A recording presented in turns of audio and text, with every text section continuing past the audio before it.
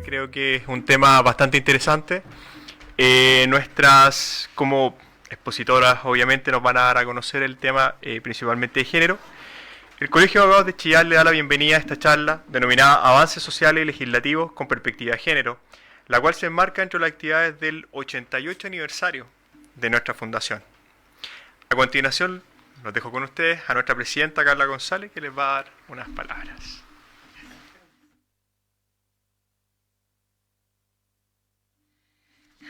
Muy buenas tardes.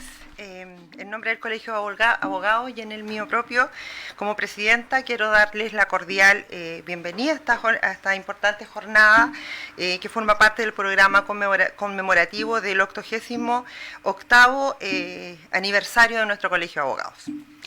Esta actividad tiene el propósito de seguir promoviendo el diálogo, la reflexión y el compromiso en torno a temas tan importantes y tan fundamentales como lo son la perspectiva de género en el ámbito social y también legislativo. Como colegio, creemos firmemente en promover y difundir estos temas entre nuestros colegiados y hacia la comunidad en general, que es parte fundamental de nuestro compromiso ético y profesional. La igualdad de género, entendida no solo como principio normativo, sino también como una lucha histórica y cultural, tiene un profundo impacto en el desarrollo de nuestras instituciones y en la vida cotidiana. Comprender estos desafíos es indispensable para el ejercicio del derecho informado, más justo y más humano. Esta charla no solo busca compartir conocimientos, sino también abrir espacios hacia el análisis crítico, el aprendizaje compartido y el fortalecimiento también, desde una mirada profesional comprometida con los principios de la igualdad y la dignidad. Agradecemos sinceramente su presencia y compromiso de cada uno de ustedes por participar en estas instancias de formación continua, que es uno de los principales objetivos de este consejo que presido. Muchas gracias y bienvenidos.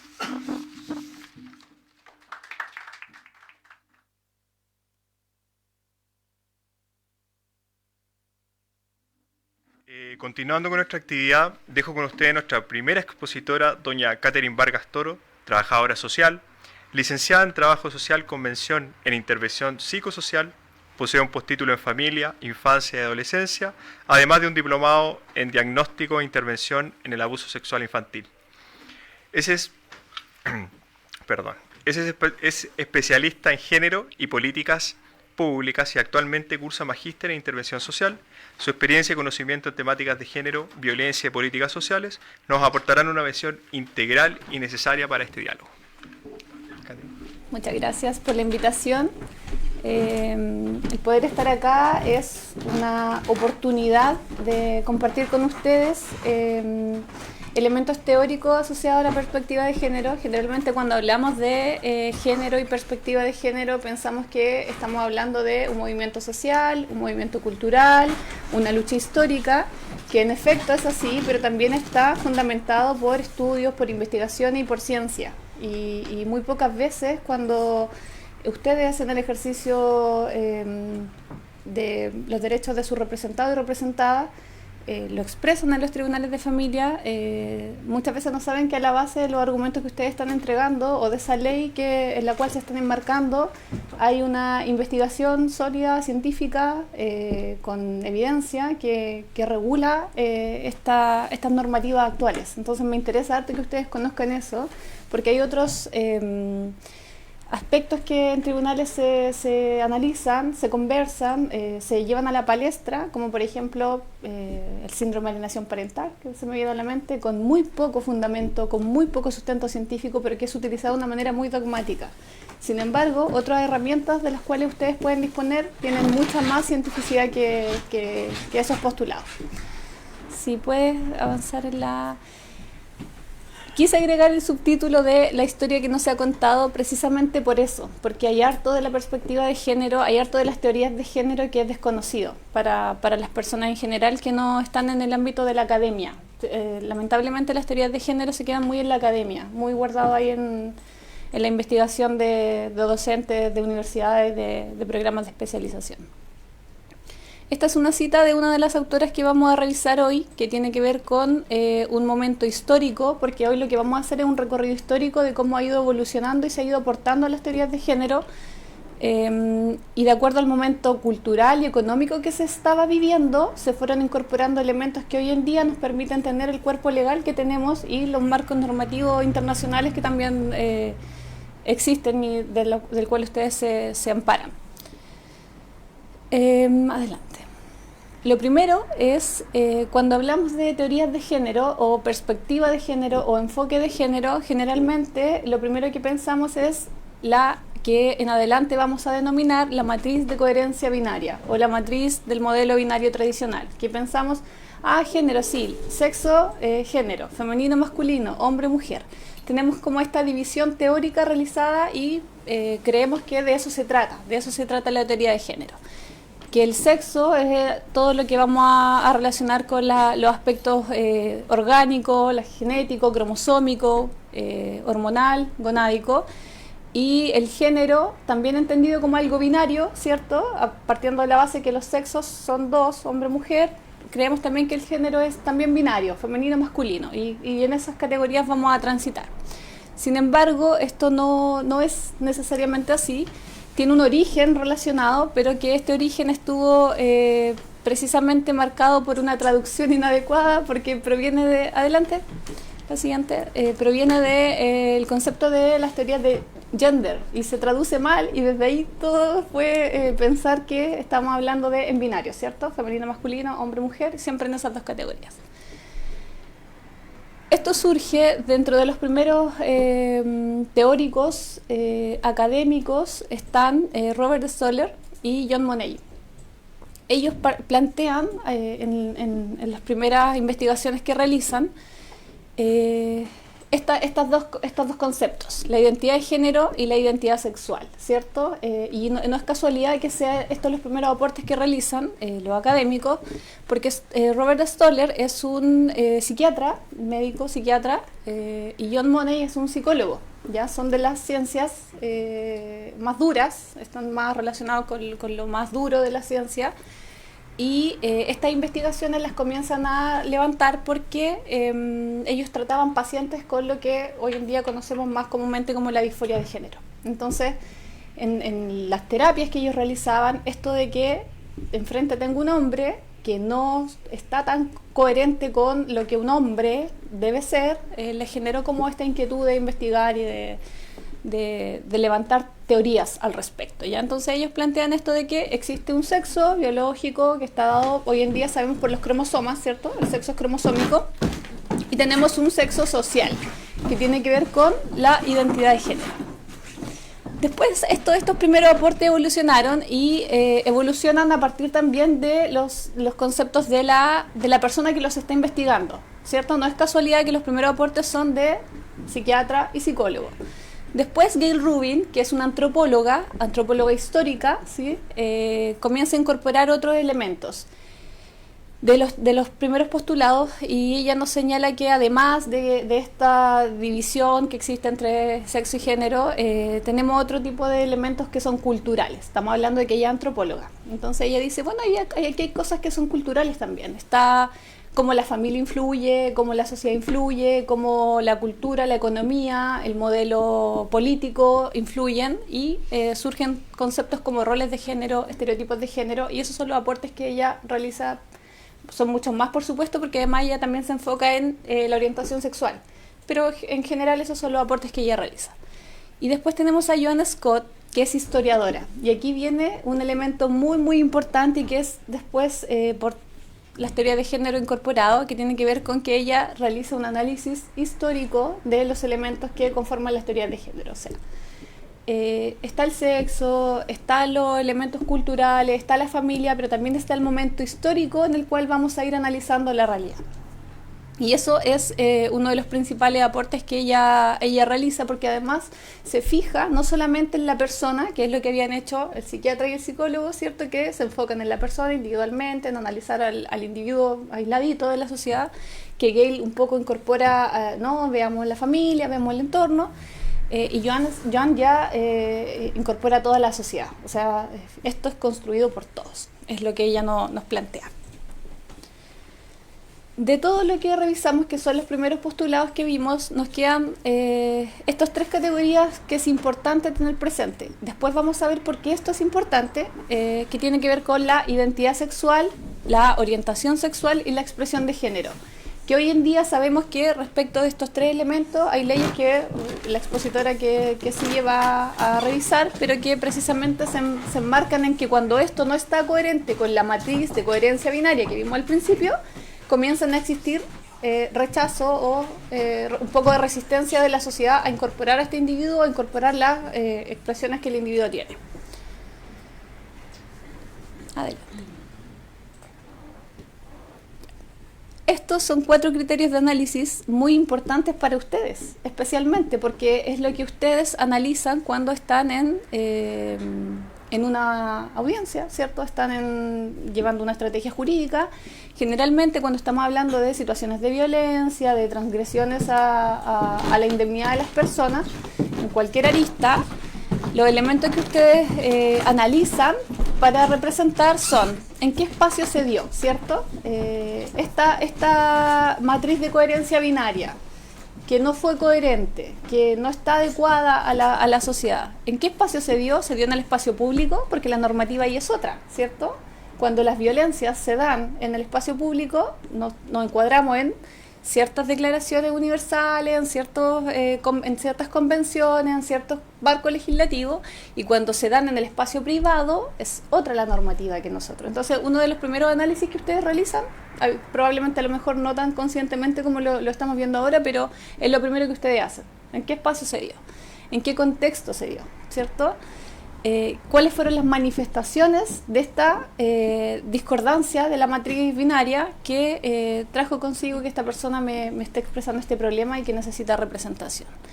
Y finalmente, algo que también es importante y que ustedes también, yo creo que lo realizan de manera más inconsciente, tiene que ver con la intersectorialidad. No solamente se centran en la categoría género, que para mí no es una variable, se considera habitualmente una variable de análisis. Para mí es bastante más grande porque variables, por ejemplo, la edad, la raza, el sexo, en la matriz de género estamos viendo elementos individuales, culturales, económicos, estructurales, mucho más allá de un elemento aislado como es la edad, como es el sexo. La siguiente. Ya. Todo lo que vimos hasta ahora tiene que ver con, reitero, la matriz de coherencia binaria. Y vimos que así partieron las teorías de género, con estos postulados de está el sexo, está el género, y generalmente creemos que hablamos de eso cuando hablamos de género. Y esto se produce porque, además de que los primeros postulados eran de hombres que estaban tratando a otros hombres que estaban en discordancia con su matriz de coherencia binaria, y de ahí surge como el interés de investigar, y cuando se incorporan mujeres a la investigación, incorporan variables de contexto, de historia, de otros factores externos. Tiene que ver con que existe algo que se llama la alterización. La alterización es lo que nos hace pensar en binario. Siempre pensamos en binario, pensamos en estas categorías, lo que es y lo que no es, ¿cierto? Esta matriz de coherencia binaria tiene que ver con eso, con la alterización. Quise poner esa imagen ahí de las puertas del baño porque es la primera forma de alterización más habitual que tenemos. La alterización tiene que ver con que existe una cosa que es perfecta, que está completa, que tiene harto que ver con la lógica platónica, ¿cierto? Él nos decía como que está el mundo de las ideas, que es perfecto, que es completo. Y está eso otro que no es perfecto, eso otro que está fuera de lo que es el todo, ¿ya? Y eso es lo que hace en la puerta del baño, por ejemplo, con nosotros. Nos pone una imagen y nos dice, tú eres esto, porque si tú eres esto, entras. Si tú no eres esto, tú tienes que ir a buscar el espacio a otra parte. Y eso es algo que nos ocurre en el día a día, en todo momento, porque la sociedad está en binario, porque la sociedad nos está alterizando en todo momento, porque así es como se ha estructurado. Entonces, por ejemplo, está lo perfecto que en esta sociedad que vamos a denominar de orden patriarcal, lo perfecto es el hombre. Y todo lo que no es el hombre es otro imperfecto. Y ahí estamos nosotras, en esa categoría. Pero estamos nosotras, estamos las personas que pertenecen a pueblos indígenas, por ejemplo, estamos las personas que no tenemos el estatus que tiene el hombre blanco, heterosexual, ¿cierto? Eso es lo perfecto. Lo que no está ahí está alterizado, está en otra categoría. Y eso es precisamente algo que ha necesitado regulación normativa. ¿Por qué? Porque ha producido restricción espacial. O sea, sabíamos que en periodos muy involucionados, que no están tan lejanos en tiempo, pero sí en cultura, habían sectores por los cuales no podían transitar quienes estaban en el imperfecto, ¿verdad? No podían transitar por ciertos espacios. Habían horarios en los que no podían transitar, ¿verdad? Las mujeres especialmente. Habían lugares a los cuales no podían acceder. Ustedes lo saben mucho mejor que yo, ¿cierto? La carrera de Derecho es una carrera masculinizada, las mujeres no podían estudiarla, y cuando ya logran estudiarla también han tenido que hacerse espacio de una manera bien constante, con fuerza, exigiéndose harto. Entonces, esta alterización produce esa restricción espacial. Produce una restricción de imagen también, porque no es casualidad que todas más o menos somos parecidas, con características individuales, pero estéticamente estamos todas más o menos dentro de una misma categoría. El pelo, el maquillaje, la ropa, ¿cierto? Porque cuando vamos a una tienda, la tienda nos alteriza. Nos dice usted mujer, ese es su pasillo, ese es su sector. Produce restricción en el aprendizaje, y allí vamos a ver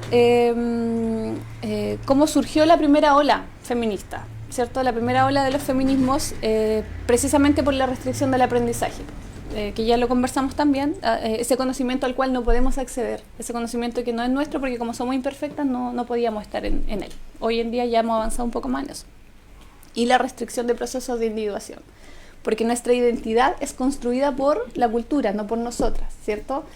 Que es lo que vimos al principio de la presentación con el trabajo que realizaban Money y Stoller, ¿cierto? Que llegaban personas con una identidad que estaba en discordancia porque ellos no podían construir su identidad libremente. De hecho, uno de los pacientes de Money se suicida finalmente porque el tratamiento no da resultado. Y bueno, ese es el resumen de la alterización, ¿sí? Eso es en esencia la alterización que produce esta matriz de coherencia binaria. Ya. Y aquí llegamos a los momentos históricos para comprender un poquitito cómo fue generándose la teoría de género más allá del movimiento social, más allá de la lucha que sabemos que se daba en la calle, de la protesta, de las manifestaciones varias que hasta el día de hoy se mantienen, con características distintas porque es otra época también. Pero a nivel teórico, la primera ola, el feminismo se fragmenta en olas, ¿sí? Como en periodos. La primera ola, que es denominada feminismos liberales, feminismos de la igualdad, y que está como bastante presente en la política pública chilena. La política pública está muy vinculada a los postulados de esta primera ola, que básicamente estaba muy centrada en los derechos civiles y políticos de las mujeres, ¿ya? Y también en los derechos de pensamiento.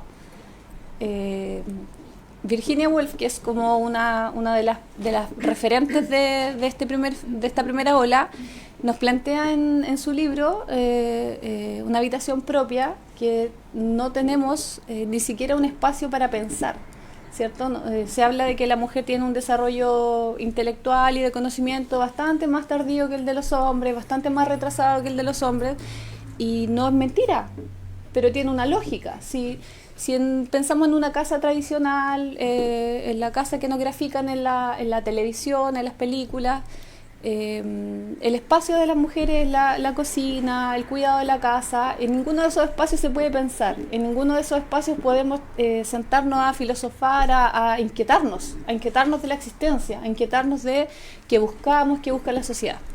Versus los hombres, que generalmente en estas películas como tradicionales tienen un espacio donde están enfocados en el pensamiento. De hecho, como el pensamiento teórico en general surge a partir de momentos de ocio de los hombres, ¿cierto?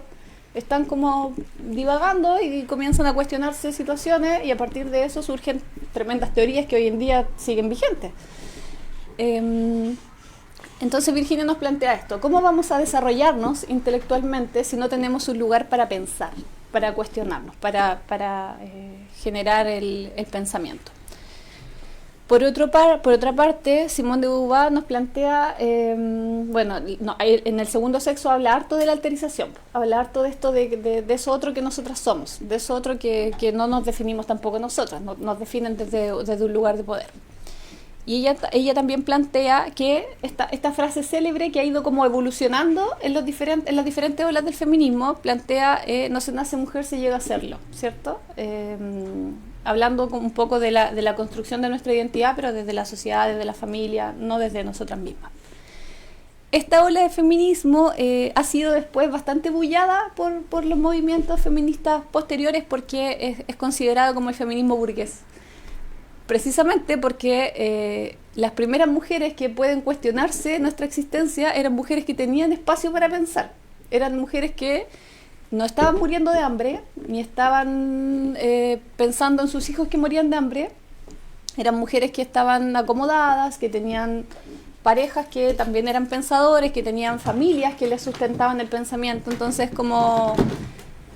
y además ellas se enfocan en las necesidades de esa clase de mujeres, de las mujeres blancas, de las mujeres que no son esclavas, de las mujeres que tienen la posibilidad real de tener derechos civiles y políticos.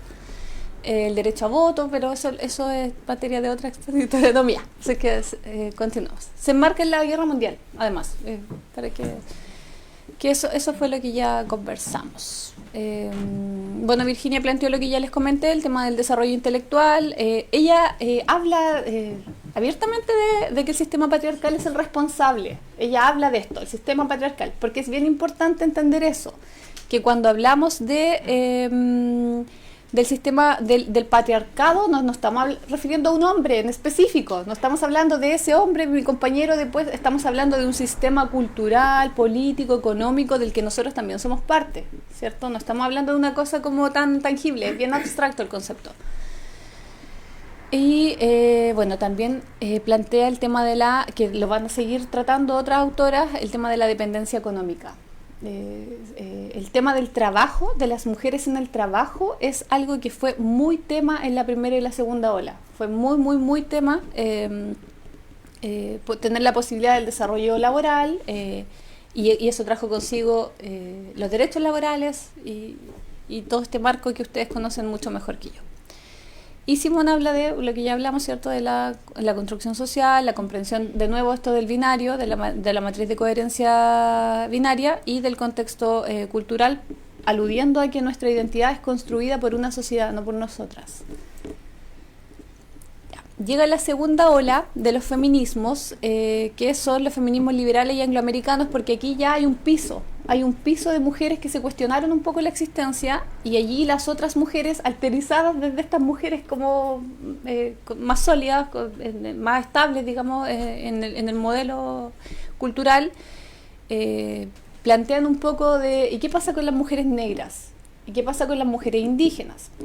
¿Y qué pasa con las mujeres lesbianas? ¿Cierto? ¿Qué pasa con las mujeres que no se identifican a sí mismas como mujeres? Betty Friedan plantea la mística de la feminidad, hablando de esta cosa romántica que existe asociada a la feminidad, ¿cierto? Esta mujer que trabaja y cría y lucha y no se cansa y siempre está perfecta. Ella lo denomina como la mística de la feminidad. Habla de estas labores reproductivas que no son muy valoradas, ¿cierto? No están cuantificadas y que ustedes lo conocen muy bien, porque ella funda un poco lo que ustedes hacen cuando están tramitando divorcios, ¿cierto? Y surge la compensación económica, ¿sí? Algo que ustedes lo tienen ahí muy, muy presente, no lo sabían, pero se los cuento, eso estaba presente. Y matrimonio y familia como sistema de dominación. Pues ella cuestiona harto esto de que tiene que ver con la multimujer, que después Mabel lo toma como su campaña de publicidad. Y Kate Millett, si bien estamos en el mismo momento histórico, con los mismos cuestionamientos, ella habla del tema más sexual, del cuerpo, de la autonomía que las mujeres tampoco tenían. todavía yo creo que estamos un poco, tampoco lo tenemos tanto.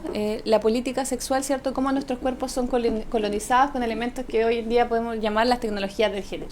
Todas con aro, todas tenemos aro, ¿cierto? Y es una cosa que la tenemos súper arraigada. La autonomía de las mujeres en relación al cuerpo, no a la economía, y la desnaturalización de esto, de dejar de creer que hay cosas que son inherentes, que ya los primeros, ¿cierto? John Money y Robert Stoller nos plantean, no existe esto de que yo nací mujer y por ende yo tengo todas estas características inherentes de manera orgánica, no es así, no es algo orgánico, ya lo vimos que es construido. Acá la cosa se pone un poco distinta porque hay incidencias que hoy en día se mantienen y generan cierto rechazo y que son los feminismos franceses de la diferencia. Que aquí surge por primera vez lo separatista, ¿cierto? Esto de, sí, nuestra lucha es nuestra. El feminismo liberal y los feminismos que vinieron después son un poco más integradores, como tenemos estas necesidades, pero también hay otros grupos con necesidades.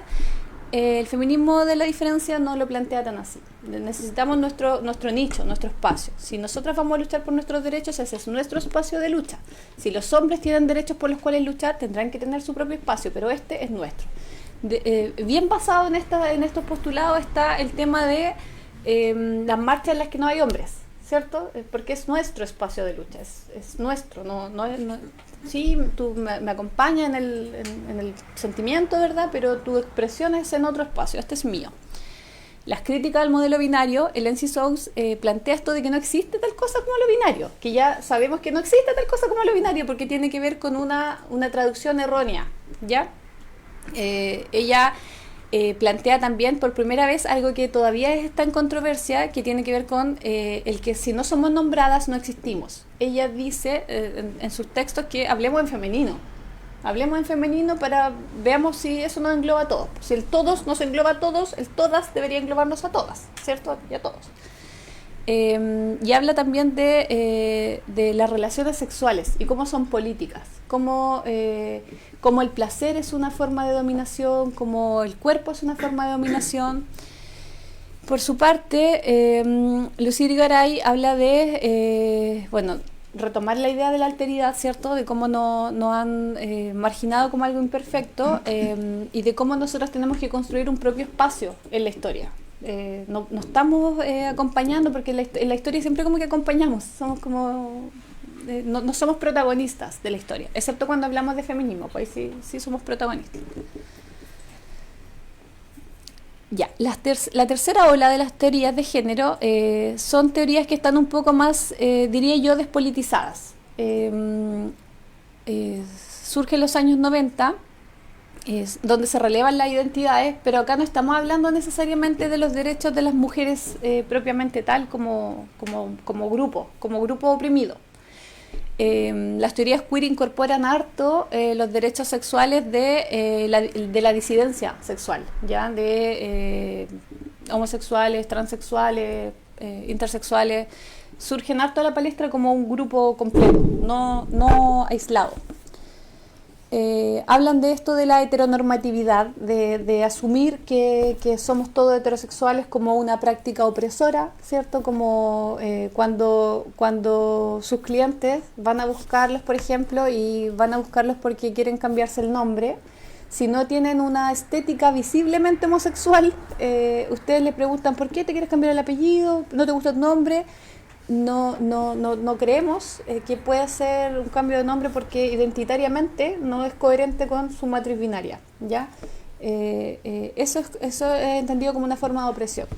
O por ejemplo que si va una persona a solicitar la representación de ustedes y les señala que necesita por una causa de violencia intrafamiliar realizar una denuncia, partir de la base si es mujer y su esposo, su pareja, su hombre, inmediatamente también es como obligarlos a constantemente salir del closet. Entonces como esa heteronormatividad para ustedes es como vista como una opresión en ese sentido, de asumir cosas de la otra persona. Despolitiza el feminismo porque ya no estamos hablando necesariamente de las mujeres como grupo exclusivo, se pierde todos los separatistas de la ola anterior. Ya no hay separatistas, somos todos aquí un grupo de oprimidos y todos tenemos que estar juntos. Y rompe el binario porque, a diferencia de lo anterior que dice no existe el binario, no existe eso del femenino masculino, acá dice existe una infinidad de géneros. O sea, el anterior dice que no existe y este dice que existe, pero que no son dos, son millones. ¿Ya? Sí, la siguiente, por favor. Exponentes de esta tercera ola tenemos a Monique Wittig, que cuestiona la heteronorma, como ya lo dijimos, habla de... ella toma el lenguaje que habitualmente, que a lo mejor ustedes seguramente en algún relato, en alguna demanda le ha llamado la atención, en algún grupo, porque por ejemplo grupos de homosexuales se refieren a sí mismos como el cola, la cola, este es cola, utilizan palabras que habitualmente la sociedad heteronormada utiliza para ser despectiva, peyorativa, ellos la apropian con ironía. Entonces, si ustedes en algún momento, claro, va algún consultante, alguna persona que necesita representación y se refieren a esos términos, es una práctica que se acuña en la tercera ola de las teorías de género, del feminismo. Es más transgresor por lo mismo, porque eso por lo que me discriminan lo vuelve una cosa irónica y casi extrapolada, ¿cierto? Como aquí lo voy a gritar porque si les molesta, que les moleste harto. Es como un poco el postulado. Judith Butler es un poco menos activista, es más teórica, no busca tanto como la rebelión en la calle, sino desde la idea. Ella habla de esto de que hay que fluir, que somos un devenir, que nos vamos construyendo, y habla de que también somos una performatividad. ¿Qué quiere decir eso? Como que estamos encarnando, la primera cita tenía que ver con ella, estamos encarnando una actuación, estamos actuando un género, estamos actuando una personalidad, estamos actuando una representación que la sociedad nos entrega y nosotros podemos decidir ir en disonancia con ella o asumirla y representarla de manera más normativa. Y llegamos a la cuarta ola del feminismo y vamos a tocar el tema de algo que se llama backlash. Pero antes vamos a hablar de la cuarta ola, que es lo que estamos viviendo en este momento y que históricamente se considera que surge con el movimiento Me Too, ¿cierto? Que es cuando comienzan a develarse situaciones de agresiones sexuales de manera permanente, como una práctica muy cotidiana en la vida de las personas que no somos el perfecto, que no estamos en la categoría del perfecto. Y que además no es creíble, no es creíble si no hubo violencia, no es creíble si no fue una agresión que yo me imagino que además ustedes lo saben también mejor que yo, porque quienes han representado causas de abuso sexual saben lo difícil que es cuando no está la violencia y la grabación un poco menos de la víctima, de la persona sobreviviente, no es tan acreditable. Y el daño psicológico también tampoco es tan acreditable como si es asociado a esto, es asociado a muchas cosas. Y también tiene que ver con el existir, el decirlo, porque antes, en la segunda ola, vimos que ya se hablaba un poco de la violencia sexual de hombres y de mujeres, hombres también sufriendo violencia sexual, pero hablándolo como una experiencia, como hay que empoderarse, el cuerpo es mío, yo lo siento, yo lo habito. Pero acá es ya denunciarlo para la regulación. Si finalmente la cuarta ola busca harto eso, busca harto la regulación, busca harto, de hecho en la cuarta ola del feminismo muchas de las activistas son abogadas, son muchas abogadas, buscando como la regulación, la actualización, han tenido un papel ahí bien importante. La regulación sexual del cuerpo, la experiencia de lo colectivo. Esta cuarta ola vuelve un poco a lo que se había perdido, que tiene que ver con como grupo, como mujeres, que en la tercera ola es bien desde la identidad, lo individual, yo, cómo me expreso, cómo me performo, cómo teatralizo, y se había perdido lo político, lo colectivo, la experiencia común. Y la cuarta ola lo rescata un poco, esto de harto grupo de conversación, harto volver al origen, a la idea. El backlash, si pensamos un poco, la evolución del feminismo no ha sido tan lineal. No es como que pasamos de la primera ola a la segunda ola y fue todo un proceso evolutivo súper programado y bonito y fue evolucionando de la manera que se esperaba históricamente, no. Cada ola trajo consigo un retroceso que es nombrado, ¿cierto?, como backlash, como la cultura se autorregula, no como el mercado. La cultura sí se autorregula y quiere volver un poco a la norma, quiere volver a este sistema de ordenamiento que existe y que está y que el que ha durado, digamos. Y desde esta autorregulación, la primera ola, por ejemplo, trajo consigo harto rechazo también a las mujeres que estaban exigiendo derechos civiles, que eran los primeros derechos que se comenzaron a exigir, como desde la individualidad de yo poder existir fuera de mi esposo, fuera de mi padre. Y se empieza a romantizar, el backlash fue una forma de romantizar, por eso es que puse esa imagen, porque esa fue una imagen bien importante. Como yo les dije, en la segunda ola el tema de la independencia económica fue relevante para las mujeres. Las mujeres, producto de las guerras, se incorporan a los espacios laborales, ¿cierto? Los esposos, los padres estaban peleando, estaban en el frente, estaban en alguno de los dos bandos, y las mujeres estaban en la casa y ya no bastaba con las labores domésticas, tenían que también generar dinero, porque el soldado no enviaba dinero, el soldado estaba peleando. Entonces ellas se incorporan en las fábricas, comienzan a incorporarse forzadamente a los espacios. No es que la sociedad dijo, uy, acojamos a las mujeres en el mundo laboral, tuvieron que incorporarse al mundo laboral.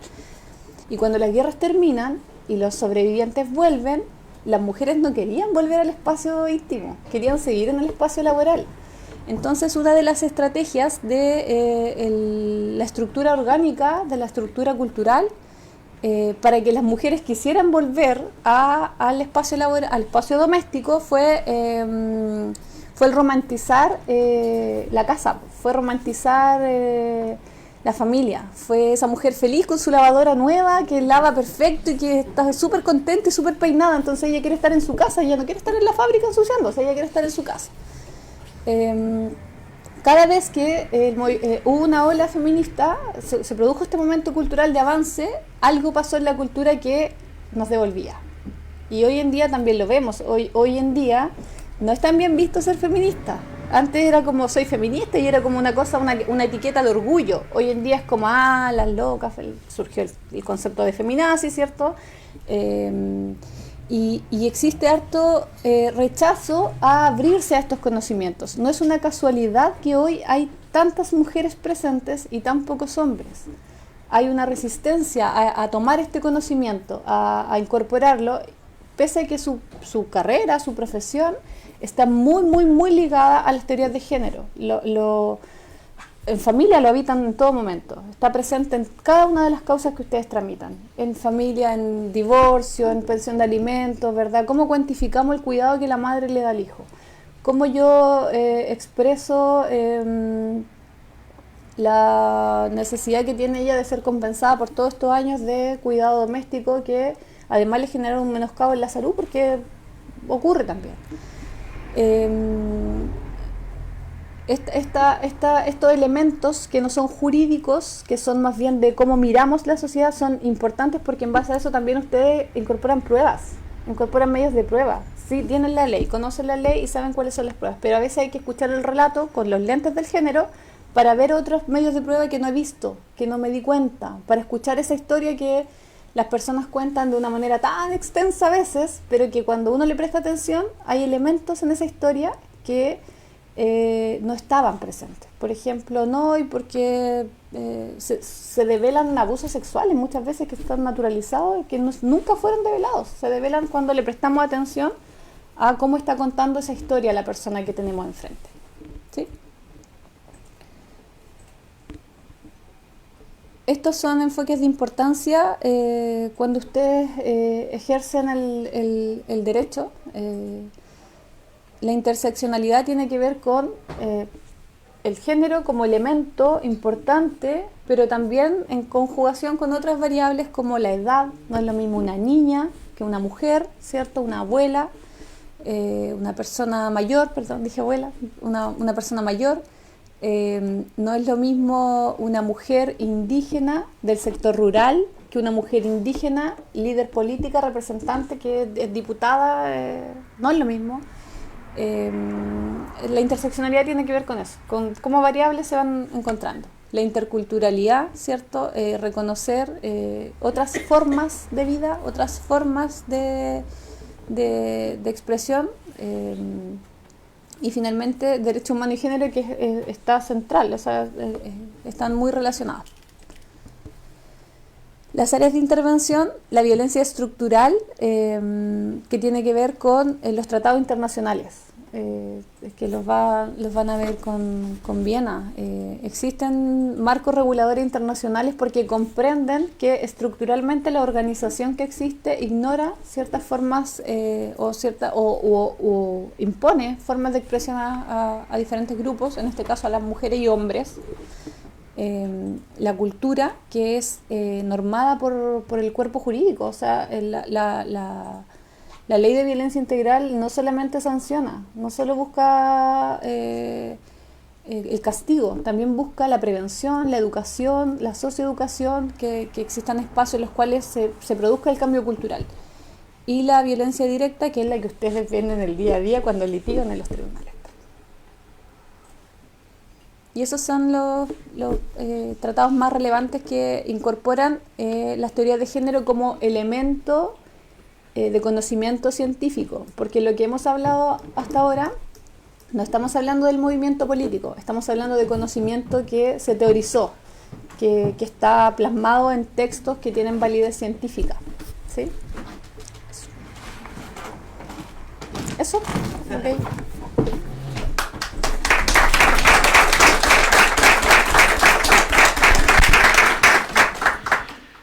Vamos a continuar con nuestra exposición. Primero, nuevamente un gran aplauso por todo este enfoque que nos dio Catherine, por favor.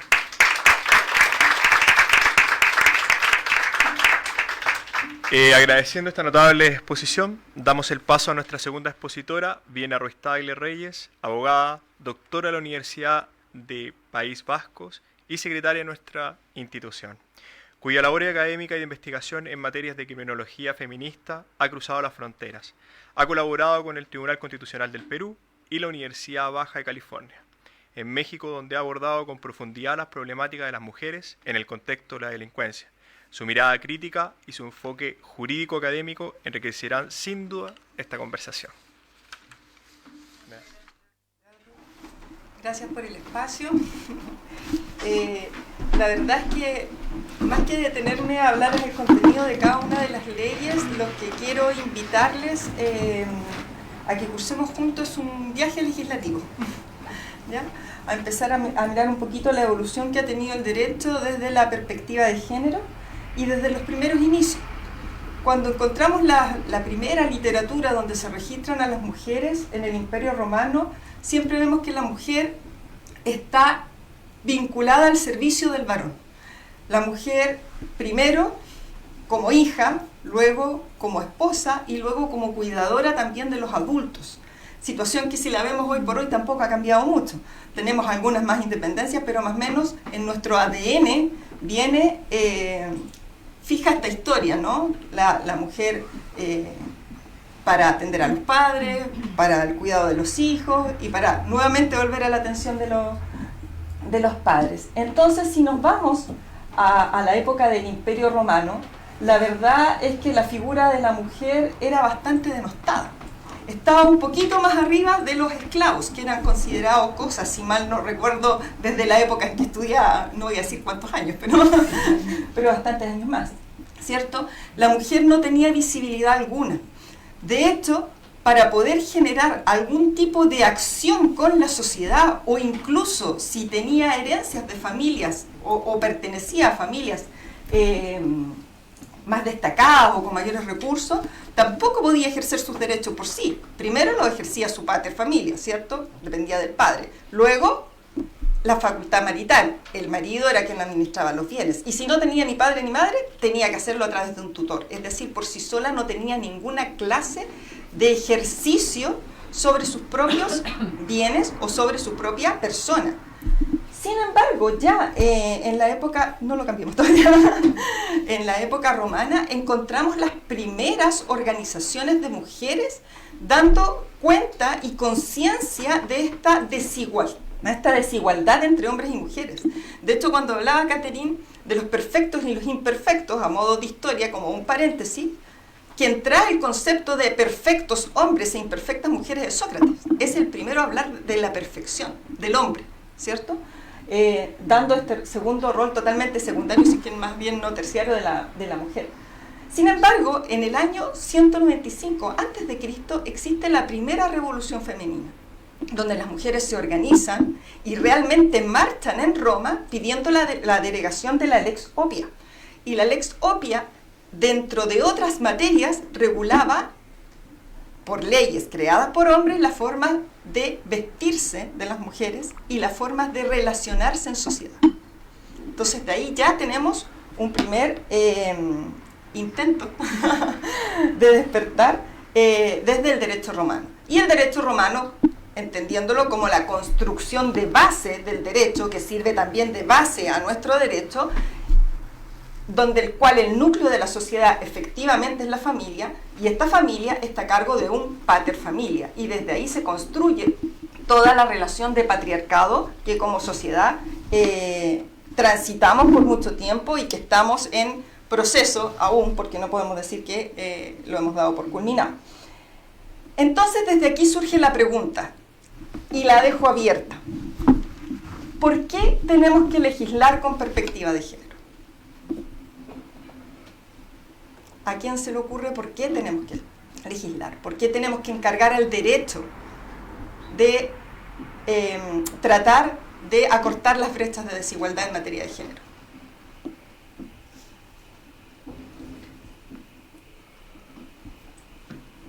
No se aglomeren. ¿Cómo se deshacen las cosas en derecho? Ahora voy a hacer clase. De la misma manera en que se hacen, al menos así eso me lo enseñaron, ¿cierto? Resulta que las mismas leyes son las que han restringido los derechos de las mujeres. Y por lo tanto, para poder restablecer esos derechos, tenemos que legislar hoy con perspectiva de género. Y si me dicen, ¿pero cómo? ¿El derecho ha denostado a las mujeres y las ha digregado y les ha dado este rol de invisibilización? Pues bien, por favor. En el derecho, la mujer conscientemente ha estado excluida de la vida pública, no se les reconoció, lo vamos a ver mucho más adelante, la serie de derechos de las mismas condiciones que se les reconocían legalmente a los hombres. La concepción de familia, como ya lo hablábamos, ¿cierto? Nuestro propio Código Civil trata a la mujer de manera distinta, restándole derechos y facultades respecto del hombre, respecto del cónyuge, respecto de la administración de la sociedad conyugal. Entonces, desde aquí es por qué es importante legislar con perspectiva de género. Porque ha sido la ley la que le ha dado derechos a algunos, le ha negado derechos a otros, e incluso le ha restringido derechos a quienes escasamente se le reconocen a algunos. Por favor, en este contexto, ¿cuáles son los primeros derechos demandados? ¿Ya? Desde que empezamos a hablar de legislación con perspectiva de género. ¿Cuáles fueron las primeras demandas? Y aquí hay que hacer un punto súper importante.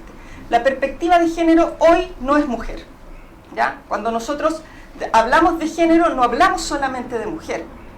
Sin embargo, fue la lucha de las mujeres por ganar espacios desde lo jurídico que comenzaron a visibilizar aquellos grupos invisibilizados, como por ejemplo los grupos de transexuales, de pansexuales, de homosexuales y semejantes. Por lo tanto, cuando hablamos hoy de género, no podemos entender mujer, ¿ya? Sino que es un grupo más, mucho más amplio. Hablamos de demandas de derecho a la educación, de derechos cívicos y políticos, derecho a la salud sexual, sobre todo, que está absolutamente negada para la mujer, derechos al trabajo formal, porque en la historia la mujer siempre ha trabajado las labores propias del sexo, ¿cierto? El trabajo de la casa, un trabajo no reconocido, un trabajo no remunerado y más que nada denostado. Sin embargo, la lucha era por el derecho al trabajo formal, a la protección y mucho más adelante a la igualdad salarial, ¿no? Derechos de familia y de filiación, porque aquí también hay otro punto. La familia, si bien históricamente está a cargo del padre, los hijos siempre han estado vinculados a la madre. Por lo tanto, quien ha dado las batallas por los derechos de los niños, niñas y adolescentes ha sido las madres o las mujeres, básicamente desde el rol de género que les ha correspondido. En materia de educación, el acceso a las universidades, las mujeres en nuestro país lo tuvimos recién en 1877 con el conocido decreto Amunatiki, que reconoció, y aquí un poco de interseccionalidad, que reconoció los exámenes de los colegios particulares, ¿ya? Y me refiero a la interseccionalidad a raíz de lo que hablaba Caterín, de qué pasa cuando hay más de un factor de discriminación, y en este caso sí lo hacía. A la universidad solo pudieron acceder aquellas niñas que egresaban de colegios particulares. A ellas se les reconocía los exámenes para poder ingresar a los bachilleratos. 1877, si nos vamos un poco más a la historia, la primera universidad en Chile fue la Real Universidad de San Felipe, que se fundó el año, estoy mirando el torpeo porque se me olvida, 1747, es decir, 130 años después de la instauración de la primera universidad en Chile, recién puede acceder a la educación superior de las mujeres. Dentro de ellas, universidad que, dicho de paso, después fue la Universidad de Chile, fundada en 1842-43, porque ahí me pierdo un poco. Dentro de ellas, mujeres destacadas que pudieron acceder a carreras universitarias, Eloísa Díaz, quien fue la primera mujer médico, que no estuvo exento de polémica, porque si bien dio su bachiller en ciencia, pudo ingresar, se le prohibía asistir sola a clase, por lo tanto tenía que asistir con su madre. Y en las clases de anatomía no podía intervenir para el estudio del ramo en los cuerpos que sí podían intervenir sus compañeros porque era mujer. No la tengo, pero sí voy a hacer una mención especial a Ernestina Pérez, a raíz de los hechos sucedidos recientemente de este skater que violó una santa sepultura y salió con un cráneo en televisión. Era el cráneo de Ernestina Pérez, la segunda mujer médico en Chile, primera en obtener la especialidad de ginecología y obstetricia, que tiene manuales que todavía en algunas facultades de medicina son utilizados como los cuidados del porvenir. Primera abogada, Matilda Trump. Matilda Trump logró, después de terminar sus estudios de filosofía en la Universidad de Chile, ser la primera abogada titulada el año 1892, abriendo paso a varias de las que estamos acá e ingresando también a la carrera judicial. Obstáculos, muchos. Postuló al cargo de secretaria abogada del Juzgado de Letras de Angol, que aquella era de esa zona, y en su oposición la Corte de Concepción, que tenía competencia en ese tiempo sobre Angol, le rechaza su oposición por ser mujer. Sin embargo, recurre a la Corte Suprema y senta un precedente que sirvió para todas las mujeres de la región latinoamericana de poder ejercer el derecho dentro de sede judicial y de hacer una carrera judicial. O sea, las primeras mujeres marcaron impacto desde el principio, ¿cierto? Por favor, Eduardo. El voto femenino, considerando que las primeras elecciones parlamentarias en nuestro país fueron en 1811, en 1877 ya existió una primera mujer valiente que nos abrió camino a todo el resto,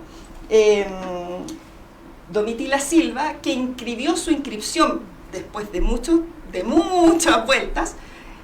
No le pudieron rechazar la elección porque en la inscripción, se decía que tenía que ser chilena, tener educación, y ella la tenía, por lo tanto la inscripción se la dieron, pero las mujeres no teníamos derecho a voto. Por lo tanto, su inscripción fue prácticamente simbólica. Sin embargo, inició los primeros movimientos para que recién, en 1934, pudiésemos tener derecho al voto de elecciones municipales. Prácticamente 15 años después tuvimos derecho a las elecciones parlamentarias. Centrándonos un poquito más en la evolución legislativa a nivel país, como lo comentaba anteriormente, nuestro Código Civil se funda en los pilares del derecho romano. Por lo tanto, el modelo de familia que establece nuestra legislación es un modelo de familia patriarcal. desde los inicios del código, ya la mujer casada se incorporaba dentro de las personas incapaces. Dale, Eduardo, por favor. Y no es hasta mediados del siglo XX donde comenzamos a tener las primeras reformas en materia civil orientadas a la perspectiva de género, o a cortar la brecha de esta castración jurídica, por decirlo de alguna, o de esta legislativa, de la posición de la mujer. En el año 1925 se reconoce a través del decreto 328, que fue modificado por el 5521, 10 años después, que se reconoce el famoso derecho al patrimonio reservado de la mujer, donde ya legalmente se le reconoce esta posibilidad de tener un oficio separada del marido y tener sus propias remuneraciones y sus propios bienes, pero con la condición de que tiene que renunciarse a la participación de los gananciales por parte de la sociedad conyugal frente a un eventual divorcio. Importante modificación de este decreto también es la que, estamos hablando de 1938, se reconoce el derecho a ejercer la patria potestad de las madres cuando el padre está ausente, porque hasta antes de 1938, si algún pater familia iba a comprar cigarro y no volvía, esa madre no tenía cómo poder ejercer la patria potestad legalmente de ninguno de sus hijos. ¿Ya?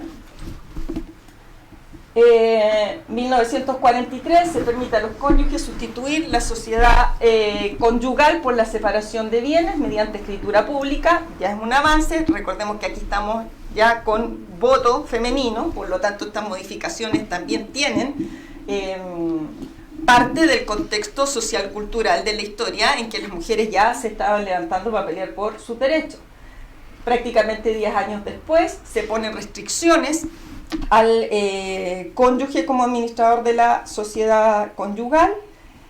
En 1989, varios de aquí ya estábamos vivos, algunos reciencitos, se suprime la incapacidad relativa de la mujer, o sea, dejamos de ser entes relativamente impensantes. Sin embargo, si vamos al Código Civil actual, el artículo 1752 todavía prohíbe a la mujer por sí sola ejercer derecho alguno sobre los bienes de la sociedad conyugal. Proyecto de modificación, sí, está en carpeta desde el 2008, o sea, es súper importante. Dale, Eduardo.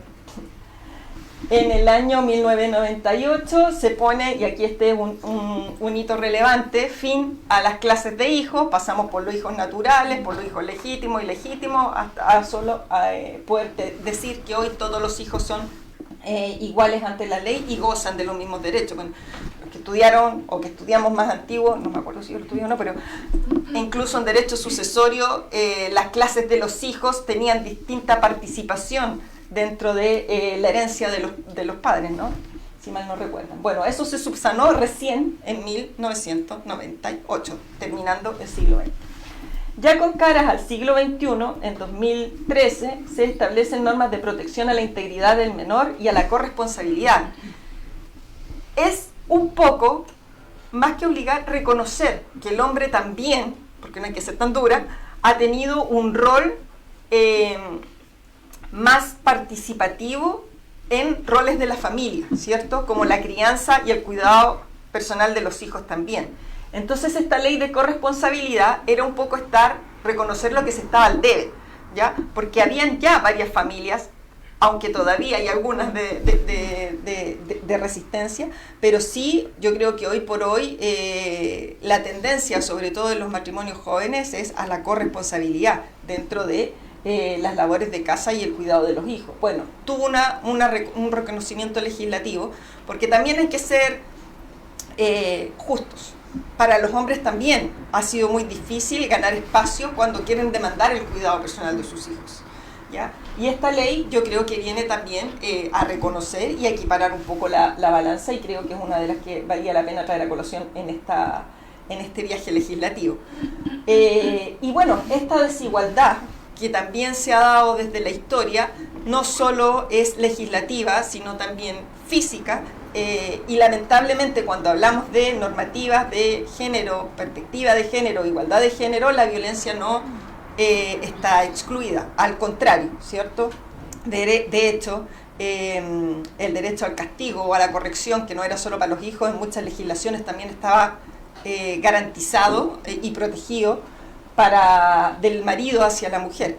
Y en ese contexto, para regular la violencia, se dicta el año 2005 la ley de violencia intrafamiliar, que ha sufrido una serie de modificaciones, porque si bien la ley era necesaria y un poco retrasada para la época que estábamos viviendo, no fue visionaria en reconocer los distintos tipos de unión que tenemos, porque la violencia intrafamiliar se reconocía solamente entre el matrimonio cuando recién se dicta esta ley.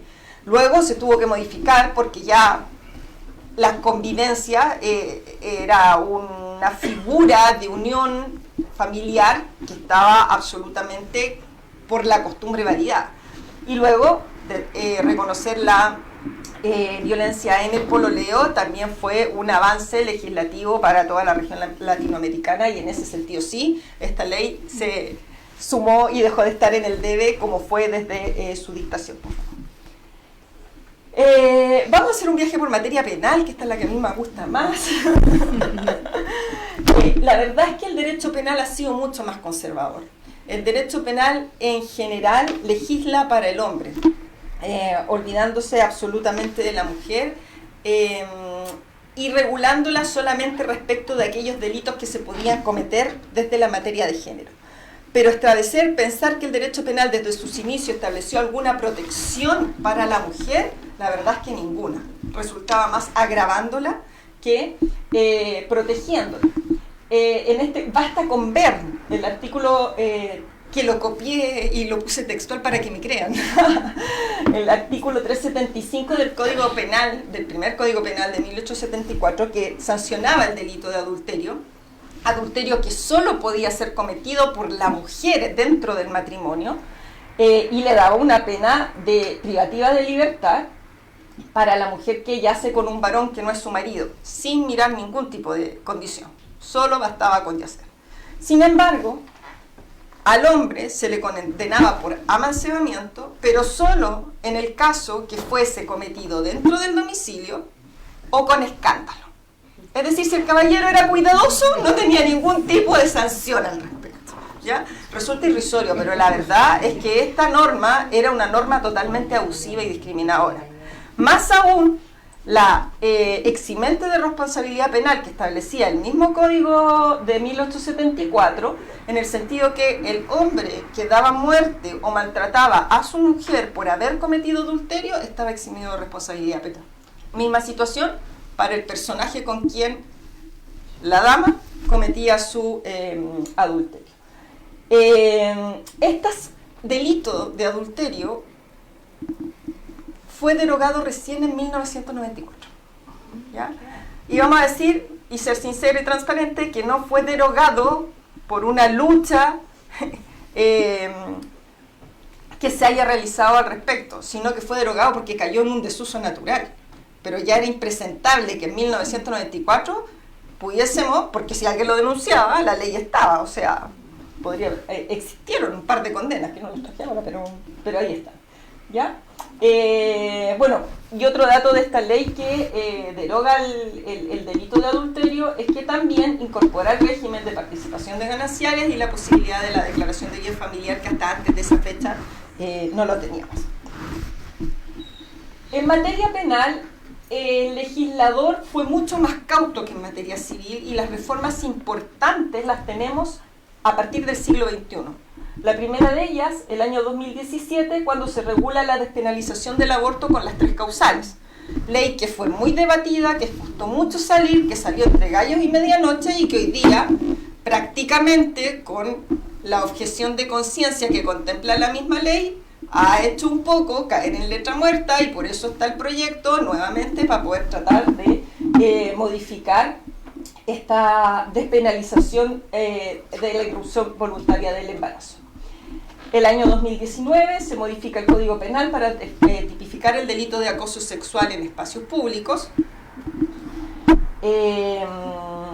Luego, se tipifica el 2020 también el delito de femicidio, que esto sí fue un gran avance por las manifestaciones feministas a raíz del alto número de asesinatos homicidios, para ser más penalistamente hablando. Mira que los defensores que están por ahí me miraron feo cuando dije asesinato. El homicidio de mujeres. Y finalmente, el año 2024, es decir, el año recién pasado, mediante la ley 21.675, se estatuyen las medidas para prevenir, sancionar y erradicar las formas cualquier forma de violencia contra las mujeres en razón de su género, entrando también en esta ley otros grupos de minoría sexual. Démosle. ¿Cuáles son las actuales demandas colectivas en materia de género? Entonces hoy, cuando ya tenemos establecidos algunos derechos, como los derechos a la educación, que hablábamos anteriormente, los derechos cívicos y políticos, derechos laborales, ahora vamos a la segunda generación, que es la igualdad o la protección de la mujer en el trabajo, y la igualdad salarial, que ha sido una demanda también histórica, pero sobre todo el derecho a vivir sin violencia, porque como bien decía Catherine, los avances del feminismo tienen resistencia y también tienen olas de retrocesos, y la violencia ha sido una de ellas. Cuando la ley ha generado mecanismos de protección con perspectiva de género, los estudios sociojurídicos y antropológicos han demostrado que la violencia contra estos grupos también sube, ¿ya? Por lo tanto, hoy sí es una demanda el derecho a vivir sin violencia. Una de las leyes que abrió la puerta también a nuestro país para poder hablar de legislación con perspectiva de género es la 19.611, que establece la igualdad jurídica entre hombres y mujeres y que logró modificar nuestra Constitución. Y a partir de la dictación de esta ley, se establece constitucionalmente la igualdad entre hombres y mujeres y de hecho elimina la palabra hombre de la Constitución y está reemplazándola por la palabra persona. Por lo tanto, en nuestro país todas las personas son libres, iguales en derecho, ¿ya? Bueno, para que me voy a alargar más porque yo no sé cómo estoy en la hora porque el moderador me quedó por allá. Bueno, y hablando ya de normas más macro con perspectiva de género, a partir de esta ley que se genera una serie de cuerpos legales que buscan disminuir las brechas existentes entre hombres y mujeres y generar protección para la diversidad de grupos sexuales o de orientación sexual que podemos tener en el país.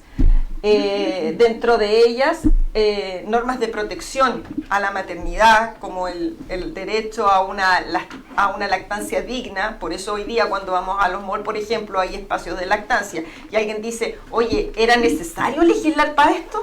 Las que somos mamás podemos decir que sí, era necesario legislar para eso.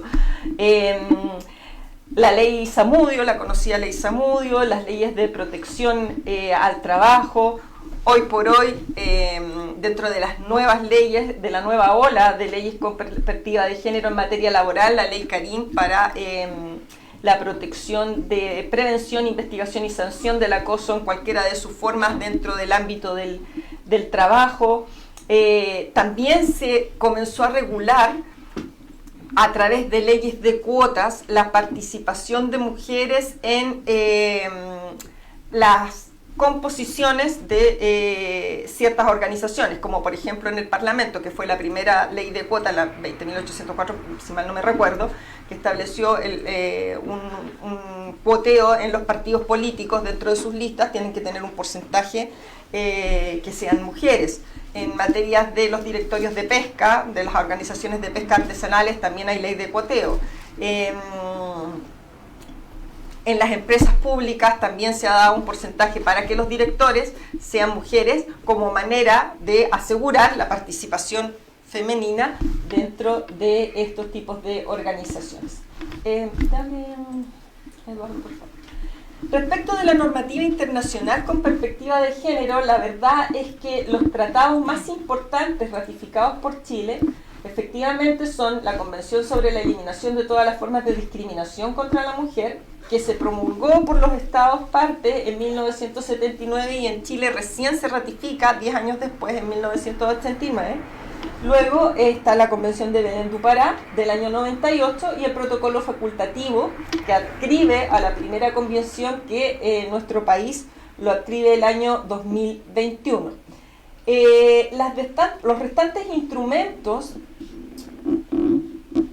con perspectiva de género que buscan acortar la brecha de desigualdad contra la mujer y otros grupos, la verdad es que si bien no están adscritos, se ha entendido que pueden aplicarse por adherir también a las convenciones y los protocolos macro, por decirlo de alguna manera, antes señalados. En la misma línea, una herramienta que es, por favor, que es importante, o que encontré interesante traer a colación para todos los que litigamos en las materias que sean, son las reglas de Brasilia sobre acceso a la justicia. Este no es un tratado, no es un convenio internacional, sino que es una carta de derecho que suscribe el Poder Judicial, dentro de varios poderes judiciales iberoamericanos, donde el Poder Judicial por primera vez se hace cargo de tener que velar por una justicia que proteja a los más débiles. Y en este contexto se hace cargo de determinar quiénes son, para esta Comisión Iberoamericana, los grupos más débiles, a quienes denominan grupos vulnerables. Y estos grupos vulnerables pueden constituir, lo señalan las mismas reglas, causas de vulnerabilidad, entre otras, la minoría de edad, es decir, niños, niñas, adolescentes, la discapacidad, la pertenencia a las comunidades indígenas, la victimización, la migración, la pobreza, el género, las pertenencias a minorías sexuales y la privación de libertad. Y da una serie de medidas a las cuales se obliga el Poder Judicial para poder acercar y facilitar el acceso a la justicia a este tipo de grupos. ¿Cuál es el problema de las reglas de Brasilia? Me tocó formar parte de la comisión de implementación. Es que primero no es un tratado internacional, por lo tanto no es ley, ¿ya? Y segundo, que lo representé, me recuerdo en la comisión, que queda muy al arbitrio de la judicatura que esté sentada en la silla resolviendo. ¿Por qué? Porque la Corte no ha sido capaz de dictar un auto acordado imponiéndole a sus jueces la aplicación de estas leyes. Y yo creo que ese es un punto en el que estamos al debe, porque hoy día las reglas de Brasilia, que son muy interesantes y que en otros países sí se han adaptado a la legislación, en nuestro país son una declaración de buenos principios. Y yo creo que ahí, un llamado al colegio, ahora que estoy sentada a este lado, puede ser reflotar las reglas de Brasilia y que al menos aquí en la jurisdicción pudiese eventualmente socializarse y dictarse un auto acordado, ¿por qué no? Que es la forma en que tiene la Corte de dar instrucciones al resto de su judicatura. En materia laboral, para los laboralistas que vinieron y me van a decir, oye, aparte la ley Karim me dejaron afuera, la constituye la ratificación el año 2023 del convenio 190, que es la primera normativa internacional que regula la problemática en el mundo del trabajo respecto de los ambientes de trabajo, ¿cierto? Un poco sirve de base para posteriormente la ley Karim, que como nuestro país está acostumbrado a dictar leyes con nombre, lo que me parece una atrocidad, pero bueno, no, de eso podríamos hablar otro día, pero sí, este convenio sirve de base para la ley Karim, que no sé por qué tuvimos que esperar, a eso voy con las leyes con nombre, porque tuvimos que esperar que pasara algo, si esto ya estaba ratificado, ¿me entienden? Para generar o velar, que el Estado deba velar por un ambiente de trabajo libre de violencia y acosos por razones de género, ¿ya? Normativa de lo que debiese venirse, ¿no? O en qué están los proyectos legislativos con perspectiva de género. La verdad es que hay varios proyectos, ¿ya? Traté de presentarles los que a mi juicio, toda la legislación que les presenté, la que a mi juicio era la más relevante, no es que no haya otra, pero que resultan atingentes, como les comentaba, la modificación a la sociedad conyugal, que es modificación al Código Civil, para poder dar una igualdad de administración tanto al cónyuge, a la mujer como al hombre, está durmiendo el sueño de los justos desde el 2008, ¿ya? Trámites más, trámites menos, pero todavía está ahí. El proyecto de ley que reconoce el derecho al cuidado y crea el Sistema Nacional de Apoyos y Cuidadores, es decir, reconocer el rol de la persona que cuida, ¿cierto? Al menor, al adulto mayor, al discapacitado. Es un proyecto de ley nuevo que probablemente, tengo la fe, que pueda salir este año porque está promovido dentro del gobierno y por la bancada presidencial, por lo tanto esperemos. Esto está siendo transmitido en vivo, así que no voy a hacer más comentarios. Proyecto de ley que prescribe y tipifica la sanción de la violencia digital, que esto está muy de moda, porque tenemos todavía un flanco legal, que es lo que pasa cuando hay un ciberacoso, ¿cierto? Cuando hay una violencia por las redes sociales de tipo sexual.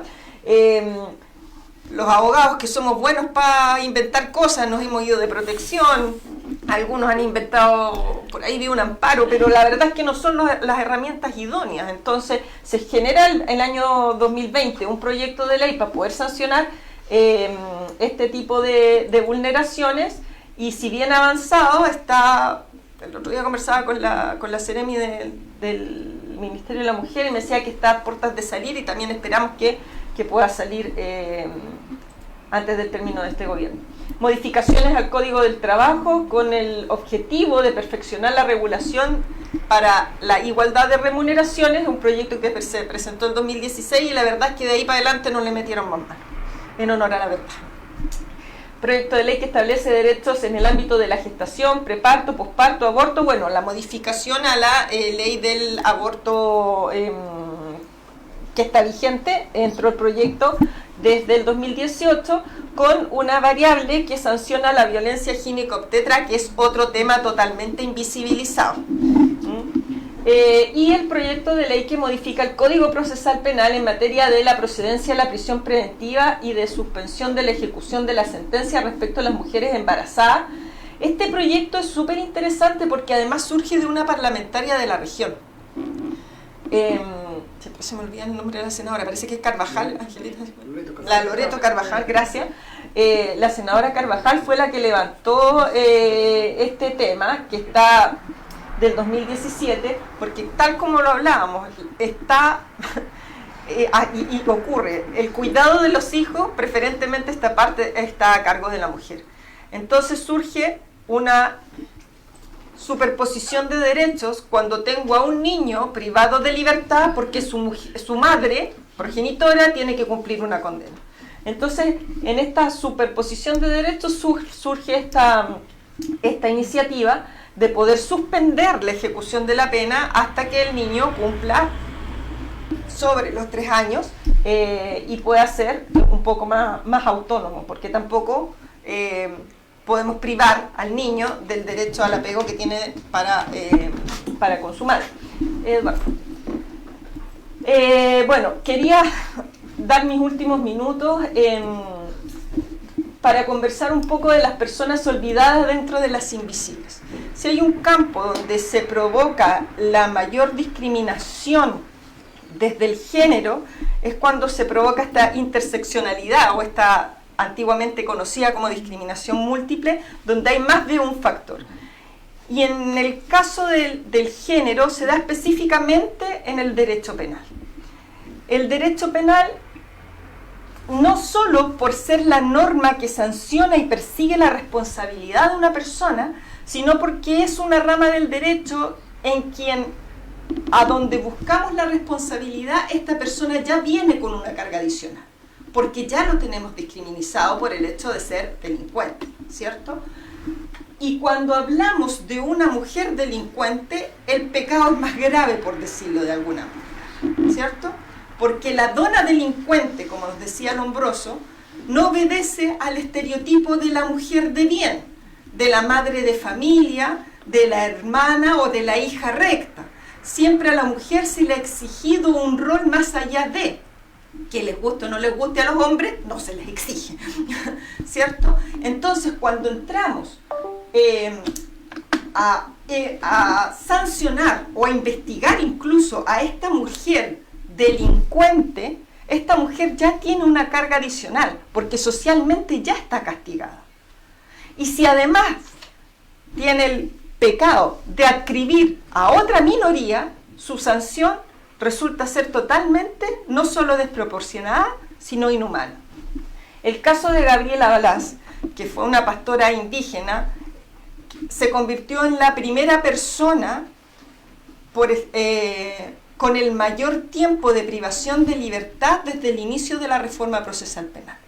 La reforma nos dice que un plazo de investigación es de 2 años, ella estuvo 3 años, 8 meses privadas de libertad, tras reformalizaciones varias del Ministerio Público, donde a Gabriela va a buscar auxilio luego de que se le pierde su hijo en el altiplano realizando labores de pastoreo para poder mantener a su familia, es retenida por carabineros, invitada a la comisaría donde se le tomaron declaraciones por 5 días, para finalmente condenarla en un primer juicio a 10 años por abandono de menor con resultado de muerte, dentro de tantos otros delitos de los que se les absolvió afortunadamente.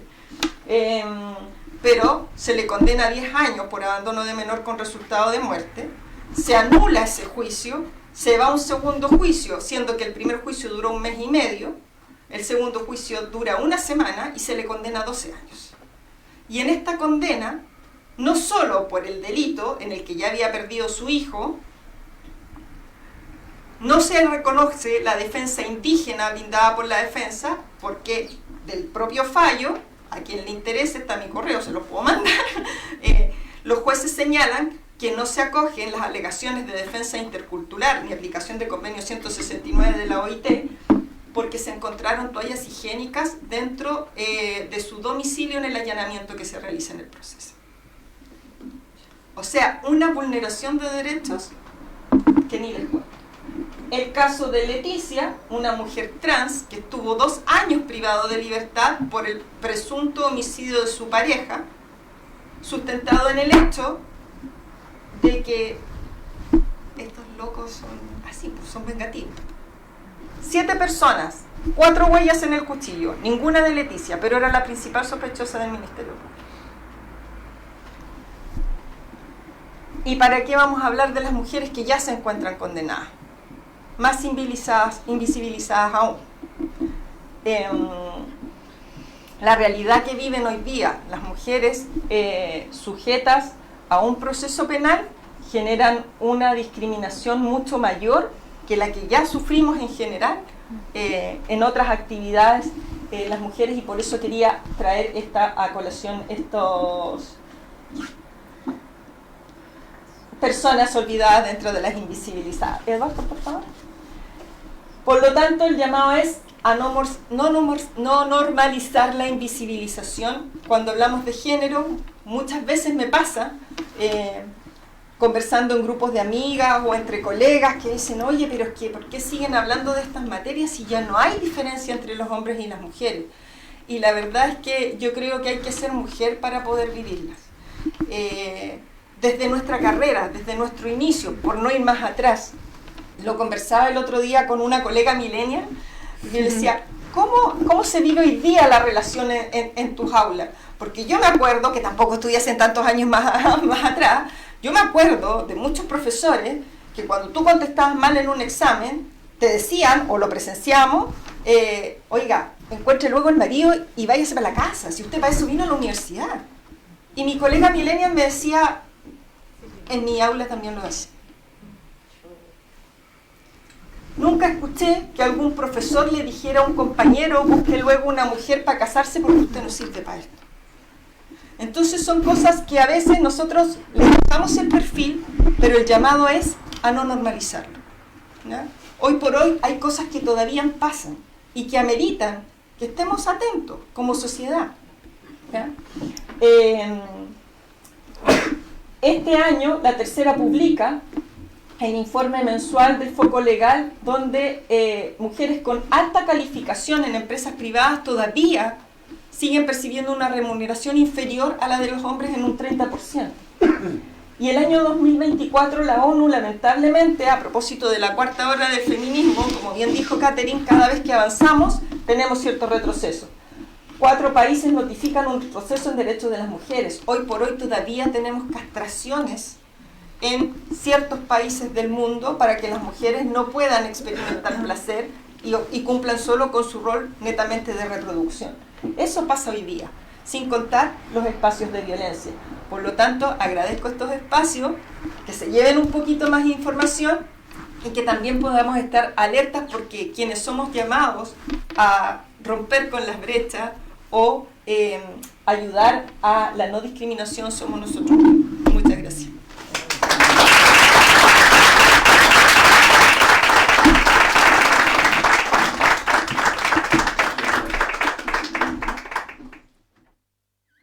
Como colegio estamos agradecidos de su participación. Creo que es un tema bastante relevante. Vimos cómo tuvo una evolución histórica en tantas fases que no las conocía, pero le agradezco a las expositeras por traerlo.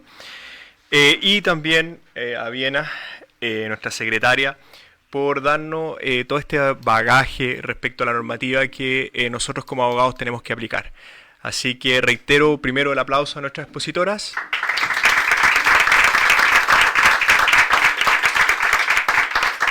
Y en honor al tiempo vamos a hacer pequeñas preguntitas.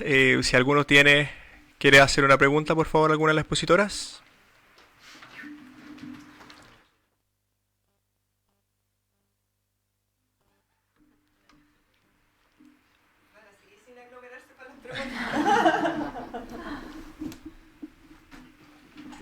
Lo voy a hacer más directo. Me gustaría, si para poder seguir un poco la línea de las mujeres invisibilizadas, nos acompaña hoy día Javiera, que es defensora penitenciaria y ella trabaja directamente con las mujeres reclusas. Si nos puedes contar un poquito tu experiencia de lo que has visto de estas mujeres en las unidades penales. Ay, no me había preparada para... Hola a todos.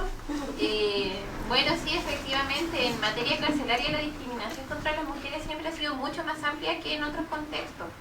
Por ejemplo, algo simple.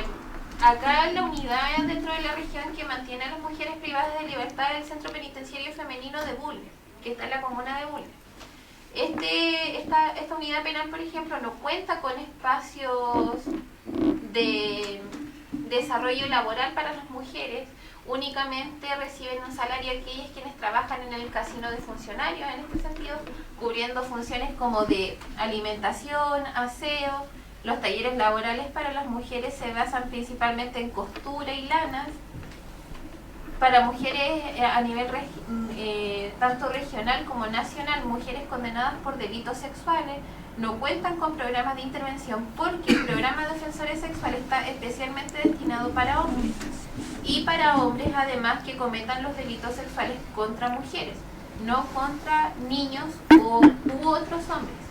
Entonces es una situación bien compleja. Las mujeres por lo general para beneficios intrapenitenciarios son quienes reciben estadísticamente los menores beneficios intrapenitenciarios en menor cantidad o porcentaje, por decirlo de alguna forma. Las libertades condicionales son bastante escasas, los programas de intervención son escasos. Hasta hace un año que se abrió el centro penitenciario en Bulnes, las condiciones carcelarias de infraestructura en la sección materno-infantil en la cárcel de Chillán eran bastante precarias, con plaga de vinchucas. Hay un amparo por ahí bastante conocido de la Defensoría, de una mujer que ingresó con un embarazo de alto riesgo y vivía en condiciones inhumanas junto con su bebé al interior de la unidad penal, porque tuvo además al bebé en la cárcel. Entonces es una situación bastante compleja y se identifica plenamente todo lo expuesto hoy día en este seminario. Gracias, Carmen. Gracias. ¿Alguna otra pregunta? O acotación. Los dejamos impactados. Lo dejamos. ¿Sí? No. Para ella.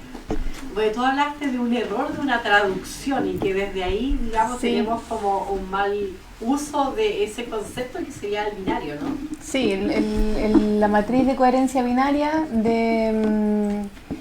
pensar las teorías de género como esta idea que es primitiva, que efectivamente está en los orígenes de las teorías, pero de creer que cuando hablamos de teorías de género estamos hablando de variables biológicas, que son las sexuales, del sexo de nacimiento, y de variables culturales, que serían el género expresado. Pero que finalmente, por ejemplo, lo que estaban queda muy pequeño eso para las teorías de género, es muy corto, es muy impreciso. Además, actualmente, por ejemplo, lo que hablaba Viena hacia el final de su presentación, cuando planteaba esto de ver la situación de las mujeres que se encuentran en la crianza inicial de los hijos, la importancia de los 2 años, ¿verdad?, del desarrollo del apego, de lo que eso implica para este ser humano que un día va a ser un adulto, se considera como proyecto de ley desde la teoría del apego, porque tiene harta validez científica la teoría del apego, ¿cierto? Es considerada como una teoría sólida, pero las teorías de género no son consideradas de la misma forma, pese a tener la misma validez en el proceso de generación de conocimiento, en el proceso de o sea, finalmente los derechos y la forma en la que esta mujer vive su maternidad, que es única, no va a tener otra oportunidad de maternidad con ese hijo, no es considerado como un elemento relevante, no es considerado como algo de sustento para analizar un proyecto de ley, y tal vez por eso tiene que ver esta respuesta reactiva del Estado de generar leyes cuando ya quedó alguna situación en evidencia, el retroceso cultural queda en evidencia, en lugar de considerar los aportes que las teorías de género entregan más allá del binario, más allá de sexo-género, sino de todos los otros elementos.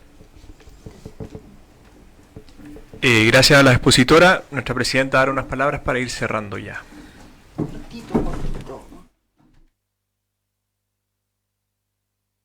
Agradecerles, estamos terminando esta jornada enriquecedora.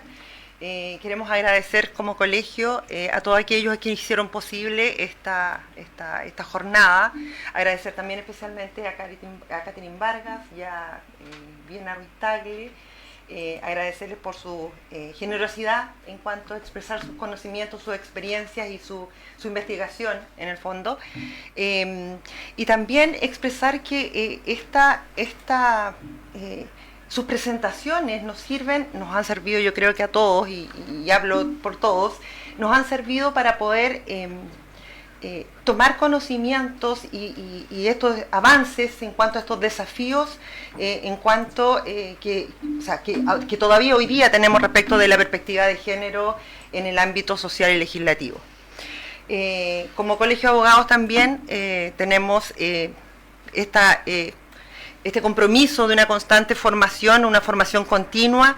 Se van a realizar, y desde ya los invito a las próximas charlas y seminarios que se van a realizar, afrontando seguramente y tocando temas tan interesantes como, no me cae ninguna duda, como el de hoy día. Así que muchas gracias por su asistencia, muchas gracias a ustedes también. Y tú tenías que hablar respecto de la página, de las redes. Sí, bueno, les queríamos invitar a seguir nuestras redes sociales.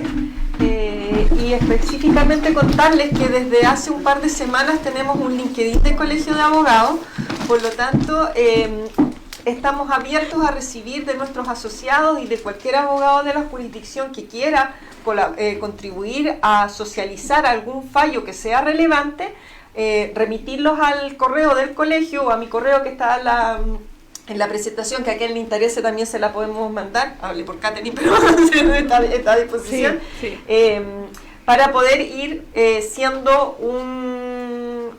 poder lograr que nuestra cuenta de LinkedIn sea una especie de página de jurisprudencia que pueda servir para toda la comunidad jurídica de la región y, por qué no decirlo, también del país.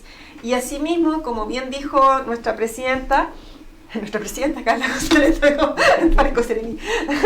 nuestra presidenta, la idea es que para contarle a los que no son colegiados, este consejo, del cual formo orgullosamente parte, como los que estuvimos aquí moviéndonos en esta exposición, tenemos la ilusión de poder hacer charlas todos los meses, pero estas charlas en realidad, que esperamos que sean de utilidad que sean de temas, de espacios de conversación y que sean de interés, requieren de la participación de todos. Por lo tanto, los queremos invitar ahora que con sus móviles escaneen el código QR que ahora Eduardo va a proyectar y nos pongan qué temas les interesaría que fuéramos abordando para las próximas charlas. Y también voy a aprovechar de agradecer a todas las personas que están conectadas porque transmitimos en vivo esta actividad, así que muchas gracias a quienes nos acompañaron de manera online, y también vamos a hacer publicidad de los próximos eventos para que puedan acompañarnos desde manera remota a lo largo de todo el país. E incluso teníamos unas conexiones internacionales. Saludos para los que nos están viendo de afuera. Tiene que poner cualquier materia para que nos aparezca ahí.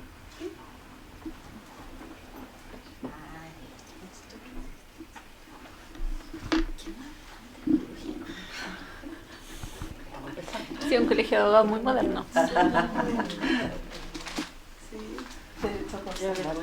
Ah, mira, derecho conservatorio. Muy bien. De hecho, tenemos el ofrecimiento del conservador de Chillán Viejo para poder utilizar.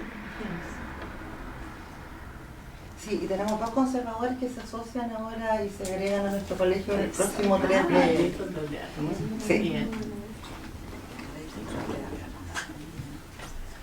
Ley control de armas. Nos haremos cargo. No tengo mi teléfono casi, no puedo escanear, tengo varios temas.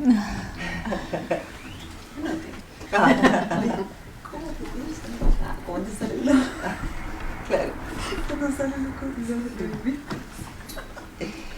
Derecho administrativo también, sí.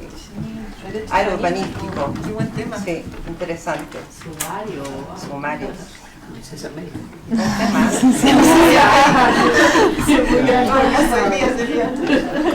Un tema. Compliance, bien. Derecho laboral. Inscripción en el conservador. Bueno, recogeremos cada una de las propuestas y las vamos a ir gestionando para poder contar en las próximas sesiones con temas que realmente han sido levantados y que entendemos que son de sus intereses. Así es. Señora Presidenta, vamos a hacer un reconocimiento de agradecimiento a Caterina. Me corro yo, Caterina, por favor. Son mis favoritas. Sí. Son mis favoritas. Muchas gracias por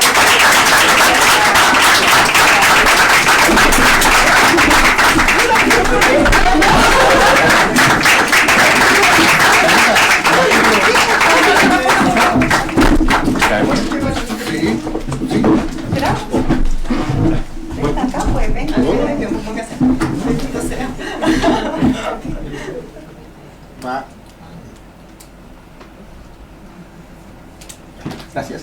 Gracias, Pedro. Invitamos a un cafecito porque hace frío, así que por favor adelante. Voy a pasar.